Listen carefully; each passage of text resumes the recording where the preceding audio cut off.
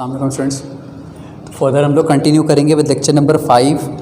Previous वाले lecture में lecture 4 में मैंने आप लोगों को सारी की सारी वो इम्पॉर्टेंट टर्मिनोलॉजीज़ एक्सप्लेन कर दी थी जो कि रिलेट करेंगी हमारे आज वाले टॉपिक से। आज वाले टॉपिक पे हमें इन एक्चुअल समझना है water relation of a plant cell, जिस बात को हम लोग समझना स्टार्ट करेंगे from the types of solution. हमें ये देखना है कि एक सोल्यूशन में कितने किस्म के सोल्यूशंस होते हैं और हर सोल्यूशन का क्या इम्पैक्ट आते हैं ओवर एनिमल सेल या फिर ओवर प्लांट सेल। एक इंतहाई इम्पॉर्टेंट टॉपिक, ये बात समझ जाओगे तो आगे के कुछ टॉपिक्स बड़े आसानी से समझ में आएंगे, जहाँ पे मैं ऑस्मो रेगुलेशन एंड एनिमल्स के ऊपर बात करूँगा। सबसे फर्स्ट टाइप जो है सोल्यूशन की, इस टाइप को कहा जाता है हाइपरटोनिक सोल्यूशन। सबसे फर्स्ट काइंड है सोल्यूशन की, कैसा सोल्यूशन होता है, that is hypertonic. Hypertonic solution को समझने के लिए हम लोग प्लेस कर रहे हैं एक कंटेनर में मैंने रखा एक सेल। मेरे एक जुमले पर ध्यान देना, these are the types of solution. ये सोल्यूशन की टाइप्स हैं, ये सेल के अंदर मौजूद सोल्यूशन की टाइप्स नहीं है। जो सोल्यूशन जिसमें हम लोग सेल को प्लेस करेंगे, ये कैटेगरीज उसकी हैं। सेल का जो सोल्यूशन होता है, मैं साइटोप्लाज्म को रिलेट कर रहा हूँ, ये सेल के सोल्यूशन की टाइप्स हरगिज़ नहीं है। तो मैंने क्या किया, एक कंटेनर लिया, इसके अंदर एक सेल रखा, इसके इर्द गिर्द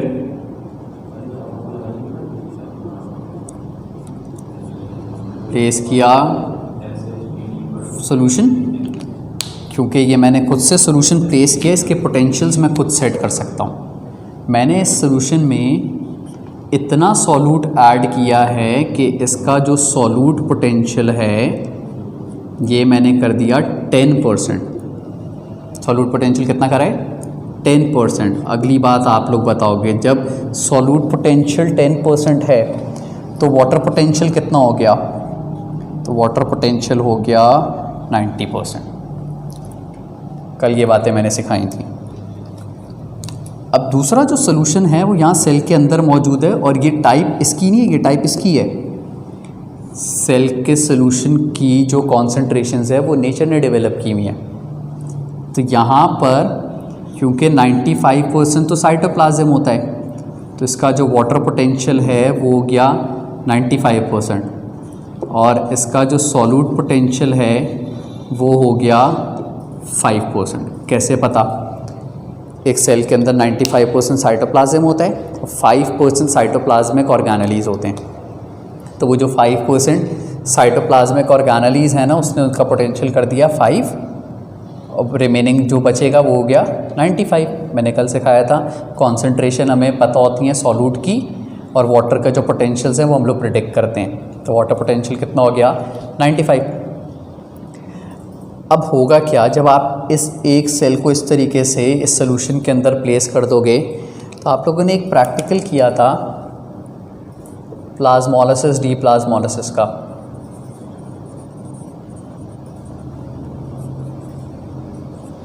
ये एक प्रैक्टिकल आप लोग परफॉर्म कर चुके हो। जिन स्टूडेंट्स ने ये प्रैक्टिकल किया था उन्हें तो बात बहुत आसानी से पिक हो जाएगी। जिन्होंने नहीं किया कोई मसला नहीं है। जहाँ से मैं कहूँगा ना, जिधर से जिस तरफ को नेट मूवमेंट हो रही है, तो बस मानना कि वहीं से वहीं को मूवमेंट हो रही होती है। जिन्होंने प्रैक्टिकल किया है वो आसानी से समझेंगे कि वैसा ही होता था। जब हम लोग एक प्लांट सेल लेते थे और इस तरीके से उसको प्लेस करते थे इन एन हाइपरटोनिक सोल्यूशन, एक हाइपरटोनिक सोल्यूशन के अंदर जब हम लोग उसे प्लेस कर देते थे, तो होता ये था कि जो नेट मूवमेंट है, नेट मूवमेंट ऐसे सोल्यूशन में अकर होती थी from inside the cell towards outside. ऐसे सोल्यूशन में नेट मूवमेंट हमेशा होती थी from inside the cell towards outside. जिन स्टूडेंट्स ने ये प्रैक्टिकल किया है, आप लोग इसको ऑब्जर्व करते थे अंडर माइक्रोस्कोप। जब माइक्रोस्कोप में देखते थे तो इसके सारे के सारे सेल श्रिंक हुए होते थे। श्रिंक यानी कि इसके सारे के सारे सेल्स जो हैं वो फ्लासिड हो चुके होते थे।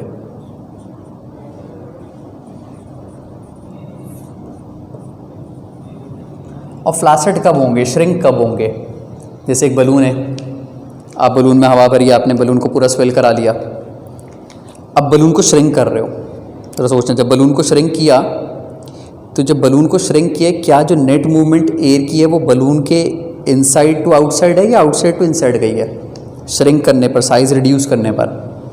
तो हाँ, तो नेट मूवमेंट जो उसमें हो रही है वो हो रही है फ्रॉम इनसाइड टूवर्ड्स आउटसाइड, तभी वो श्रिंक हो रहे हैं, तभी वो फ्लासिड हो रहे हैं। बिल्कुल यही सिचुएशन सेल की है। एक सेल स्वेल तब था जब उसके अंदर बहुत ज़्यादा फ्लूइड था, मगर अब जब आप इस सेल का फ्लूइड निकालोगे ना, तो जब आप इस सेल में से फ्लूइड रिंस आउट कराओगे तो इस सेल का साइज़ रिड्यूस हो जाएगा। इस सेल का साइज़ रिड्यूस होने का मतलब यह है कि नेट मूवमेंट हुई है फ्रॉम इनसाइड टूवर्ड्स आउटसाइड। हम लोग ये भी कह सकते हैं सेल फ्लासिड हो गया, या ये भी कह सकते हैं सेल प्लाज्मोलाइज्ड हो गया।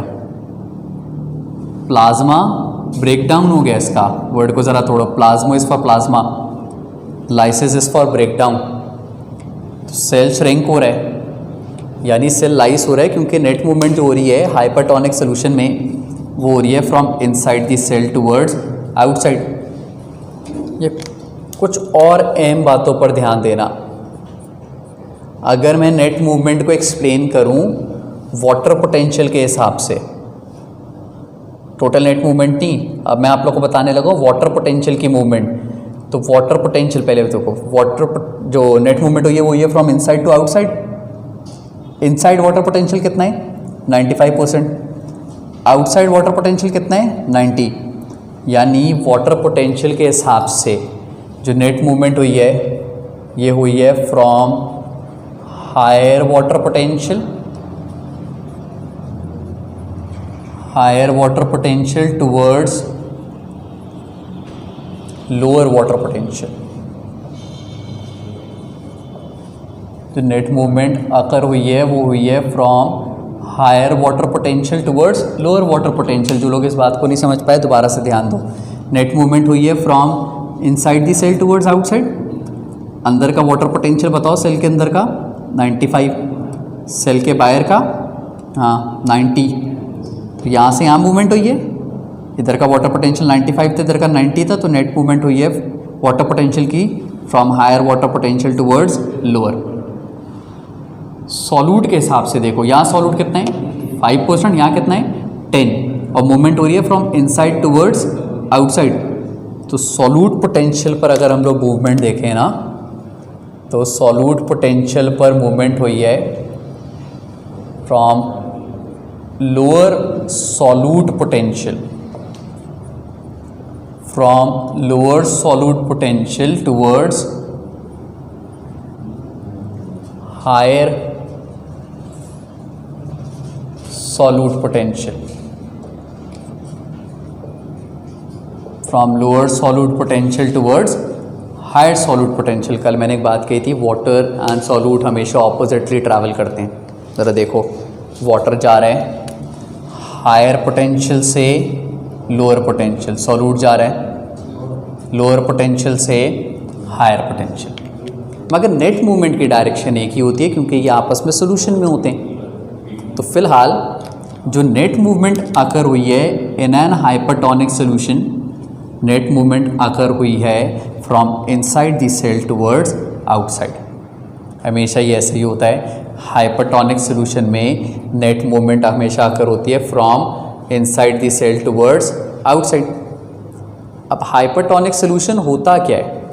एक ऐसा सोल्यूशन होता है, इसको अगर हम लोग डिफाइन करें, इन विच concentration of solution that is present outside the cell is greater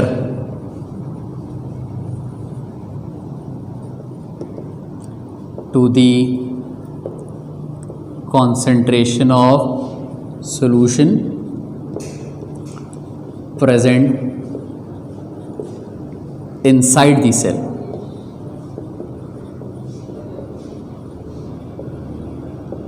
जो कॉन्सेंट्रेशन सोल्यूशन की सेल के बाहर है ये ज़्यादा है, क्योंकि कॉन्सेंट्रेशन हमेशा प्रेडिक्ट होती है by the amount of solute. तो ये देखो 10:5 कॉन्सेंट्रेशन जो सेल के बाहर है उसकी नहीं, कॉन्सेंट्रेशन उस सोल्यूशन की जो सेल के बाहर है वो ज़्यादा है बनिस्बत उस कॉन्सेंट्रेशन की जो कि सेल के अंदर है। ऐसे सोल्यूशन को आप क्या कहते हैं? ये एक हाइपरटोनिक सोल्यूशन है। हाइपरटोनिक सोल्यूशन में हमेशा नेट मूवमेंट होती है from inside the cell towards outside.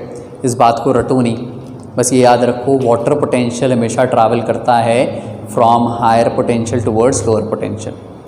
Water potential जब कभी ट्रैवल करेगा वो हमेशा ट्रैवल करेगा from higher potential towards lower. अब ये देखो हायर पोटेंशियल वाटर का कहाँ है? हायर पोटेंशियल सेल के अंदर था। लोअर पोटेंशियल कहाँ है? सेल के बाहर। और ट्रैवलिंग हुई सेल के अंदर से सेल के बाहर। अब इसके हम लोग को इफेक्ट्स देखने over animal cell and plant cell. तो पहले देखेंगे इफेक्ट ओवर एनिमल सेल। अलग अलग इफेक्ट्स क्यों हैं? उसकी वजह ये है कि एनिमल सेल की आउटर मोस्ट लेयर लिविंग है, सेल मेम्ब्रेन। प्लांट सेल की आउटर मोस्ट लेयर डेड होती है, दैट इज सेल वॉल। तो इस सिनारियो में हाइपरटोनिक सॉल्यूशन में सेल प्लाज्मोलाइज्ड हो चुका है। अब ये एनिमल सेल है, जबकि बिल्कुल प्लाज्मोलाइज्ड हो जाएगा ना, और अगर इसकी मेम्ब्रेन्स आपस में ऐसे कोलाइड कर गई तो ये रूल होता है लिविंग मेम्ब्रेन्स का, that when living membranes collides, जब लिविंग मेम्ब्रेन कोलाइड होती हैं दे डाई। जब कभी लिविंग मेम्ब्रेन्स आपस में जुड़ेंगी ना तो उससे ये होगा कि इस कोलिजन की वजह से मेम्ब्रेन्स की डेथ आकर हो जाएगी, सेल की डेथ आकर हो जाएगी। तो एनिमल सेल ऐसे सिनारियो में कंफर्टेबल नहीं है। प्लांट सेल का क्या होगा? आउटर मोस्ट लेयर वैसी डेड है, सेल वॉल। तो इवन अपॉन कोलिजन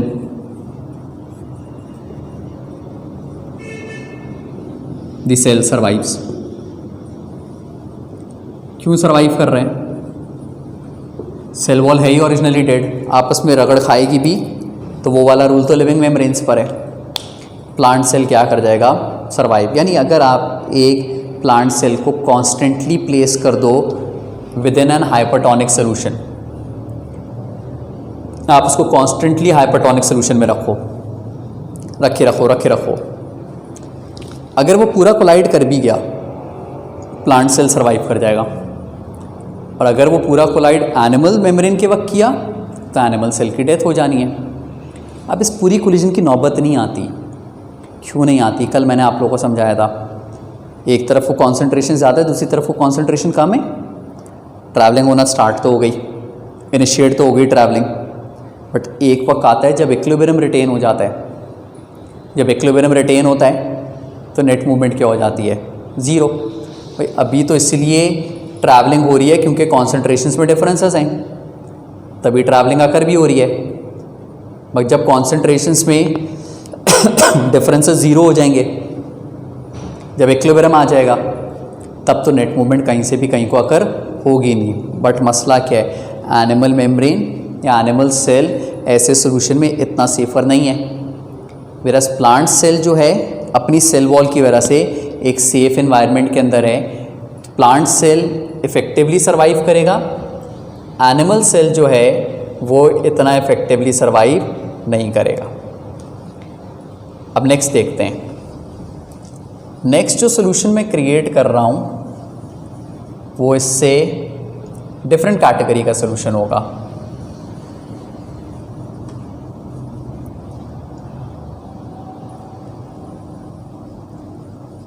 आप लोग को सारा का सारा सिनेरियो दोबारा से कॉपी करना पड़ेगा, मेरे लिए आसानी है, मैं इरेज कर सकता हूँ।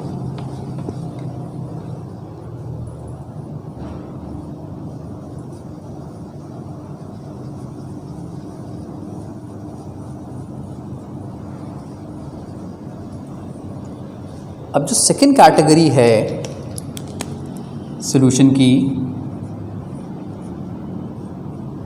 That is an hypotonic solution. ये एक हाइपोटोनिक सॉल्यूशन है। अब मैंने क्या किया, वो पहले वाला सेल जो प्लाज्मोलाइज्ड हो चुका है उसको लिया। जब वो प्लाज्मोलाइज्ड हुआ, उसने अपना वाटर लूज किया है, यानी वाटर पोटेंशियल लूज किया है। तो जब वाटर निकल जाएगा तो सॉल्यूट की वैल्यू बढ़ेगी। तो अब मैं ये कह रहा हूँ कि इस सेल का जो सॉल्यूट पोटेंशियल है, इस सेल का सॉल्यूट पोटेंशियल हो चुका है 30%, क्योंकि इसने अपना बहुत ज़्यादा वाटर लूज कर दिया है। आप लोग बताओ, वाटर पोटेंशियल 70%। बाहर वाला सोल्यूशन है, इसकी कॉन्सेंट्रेशन हम लोग खुद डेवलप कर सकते हैं हमारे हाथ में। तो जो आउटर सोल्यूशन है, इस आउटर सोल्यूशन का सॉल्यूट पोटेंशियल मैं रख रहा हूँ 10, वाटर पोटेंशियल बताओ 90%। तो वाटर पोटेंशियल हो गया 90%। Water always travels from higher potential towards lower potential. Water हमेशा ट्रैवल करता है हायर पोटेंशियल से लोअर पोटेंशियल पे। फिर ध्यान से सुनो, मैंने कहा था ये वाली बात याद कर लेनी है। Water always travels from higher potential towards lower. Higher water potential कहाँ है? ये रहा आउटर सोल्यूशन में। लोअर वाटर पोटेंशियल कहाँ है? ये रहा। ऐसी बात है, आप बलून में हवा ड्रॉ कर रहे हो, अभी नेट मूवमेंट आकर होगी। नेट मूवमेंट होती है हायर वाटर पोटेंशियल से लोअर वाटर पोटेंशियल, हायर ये रहा लोअर ये रहा। नेट मूवमेंट होगी from outside the cell towards inside the cell. Net movement जो होनी है, अब नेट मूवमेंट होगी फ्रॉम आउटसाइड टुवर्ड्स इनसाइड, क्योंकि हम लोग जानते हैं मूवमेंट होती है हमेशा higher water potential to lower water potential, या फिर लोअर सॉल्यूट पोटेंशियल से हायर। किसी एक को याद रखो, आसान रहती है बात। लोअर सॉल्यूट पोटेंशियल ये रहा, हायर सॉल्यूट पोटेंशियल ये है। तो नेट मूवमेंट हो रही है सारी from outside the cell towards inside. जब नेट मूवमेंट हुई outside the cell towards inside, तो सेल ने अपना वाटर दोबारा रिटेन किया और अपनी ओरिजिनल शेप में आ गया, टर्जेड हो गया, या फिर इसे हम लोग कहते हैं डीप्लाज्मोलाइसिस हो गई। इसने अपना वाटर दोबारा से रिटेन कर लिया, कंडीशन सारी रिवर्ट हो गई है। पहले नेट मूवमेंट हो रही थी from inside to outside hypertonic solution में, अब नेट मूवमेंट हो रही है from outside towards inside hypo में। इतनी बात नहीं याद रखनी, आप बस एक बात याद रखो, higher water potential to lower water potential आएगा। जब हायर वाटर पोटेंशियल से लोअर वाटर पोटेंशियल पे गया, सेल ने अपना वाटर रिटेन किया, टर्जेड हो गया। अब एनिमल सेल पे क्या इफेक्ट आएगा और प्लांट सेल पे क्या इफेक्ट आएगा? एनिमल सेल की आउटर मोस्ट मेम्ब्रेन लिविंग है, आप उस बलून में कंटिन्यूसली हवा भरे जाओ भरे जाओ भरे जाओ भरे जाओ, एक वक्त आएगा क्या हो जाएगा? बर्स्ट हो जाएगा। एनिमल सेल है, लिविंग मेम्ब्रेन है, तो on continuous swelling it will burst. Animal cell अगर ऐसे ही फिल होता रहा तो एट लास्ट इसने क्या हो जाना है? बर्स्ट। प्लांट सेल में ऐसा नहीं होता, सेल वॉल डेड है। होता यह है कि सेल वॉल के ऊपर मौजूद हैं कुछ पोर्स। जब ये सेल कंप्लीटली फिल हो चुका होता है ना, तो ये जो इंटरनल फ्लूइड है, ये एक इंटरनल हाइड्रोस्टैटिक प्रेशर बना लेता है।